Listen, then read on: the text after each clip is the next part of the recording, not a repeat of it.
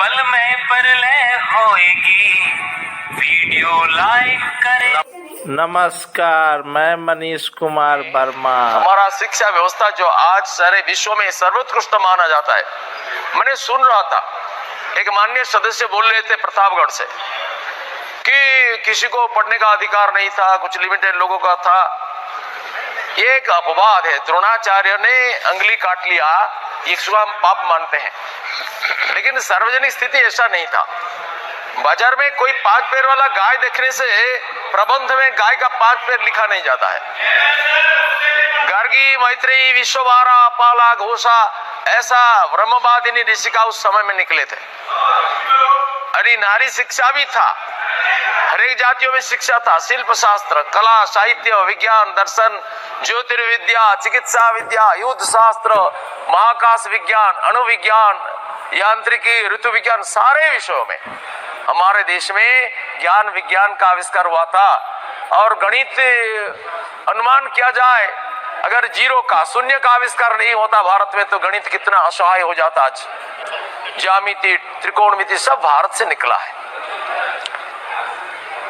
Sir, हमारा वैदिक शिक्षा प्रणाली का विशेषत्व क्या था? आज तो हम गरीबों के लिए स्टडी लोन की, स्कॉलरशिप की बात करते हैं, लेकिन उस जमाने में गरीब हो या अमीर हो, राजपुत्र हो या भिखारी हो, सबको मुफ्त में शिक्षा देने का गारंटी था। और इस गारंटी क्या है? जब यूरोप अमेरिका में कोई एक विद्यालय भी नहीं था, इस देश में गांव-गांव में, बनारण्य में आरण्यक विश्वविद्यालय था। नालंदा, तक्षशिला, उज्जैनी, कुरुक्षेत्र, पुष्पगिरी जैसा जगत विख्यात विश्वविद्यालय हमारे देश में था।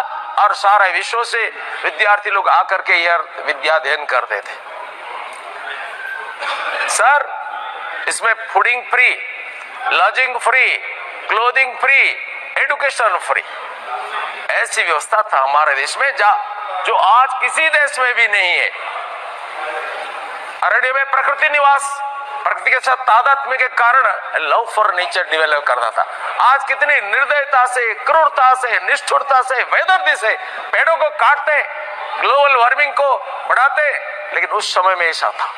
और आधुनिक काल में 2 महात्माओं ने, एक बंगाल में महात्मा रविंद्रनाथ टैगोर और एक उड़ीसा में हमारा पुण्यात्मा गोपबंधु दास, ये वनविद्यालय का प्रारंभ किया, जब प्रकृति के साथ बैठ करके पेड़ों के नीचे शिक्षा लाभ। आज भी विश्व भारती में ये व्यवस्था है। सर, प्रकृति के परिवेश में मन की एकाग्रता सिद्ध होता है। शिक्षा के लिए पहली आवश्यकता है श्रद्धा और एकाग्रता। आज ये यंत्रित सभ्यता में एकाग्रता विच्छिन्न हो गया है, और एकाग्रता ही सकल ज्ञान लाभ का आधार है। विश्वविद्यालय में सबको समान अपॉर्चुनिटी था, equal opportunity for all, equal treatment for all. That is the speciality of our education. Sir, हमारा करिकुलम क्या था? मैंने बोल दिया, इस सारे विषय में था। और इसके अतिरिक्त कृषि, कुटीर शिल्प, गणित, व्याकरण सब था मिल करके।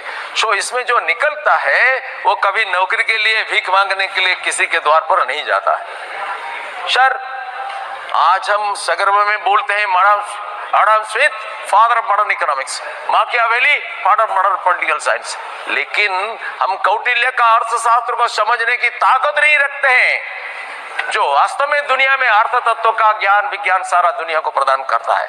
हम इसका ताकत नहीं रखते, क्योंकि संस्कृत भाषा के प्रति हमारा विद्वेष और अज्ञानता के कारण इस भाषा पेटिका में आबद्ध इस विषय को हम जानते नहीं।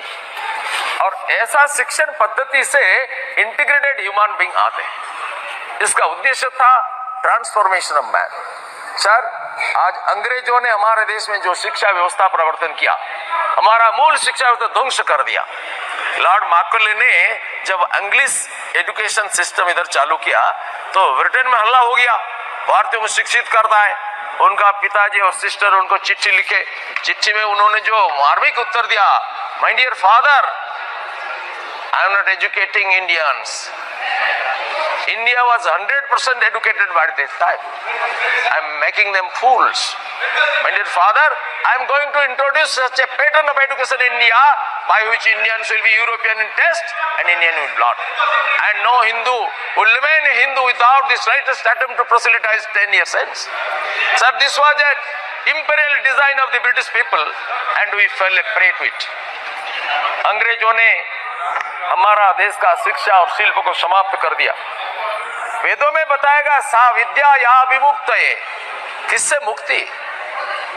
विद्या दरिद्रता से मुक्ति प्रदान करता है, अज्ञानता से मुक्ति प्रदान करता है, अपूर्णता से मुक्ति प्रदान करता है, दुर्बलता से मुक्ति प्रदान करता है, जन्म मरण चक्र से मुक्ति प्रदान करता है। इसलिए वेदों में एक प्राचीन ऋषि को जब पूछा गया उनका ब्रह्मचारी शिष्यों के द्वारा, कस्मिन्नु भगवो विज्ञाते सर्वमिदं विज्ञातम भवति इति, is there any principle by knowing which we can know the whole universe?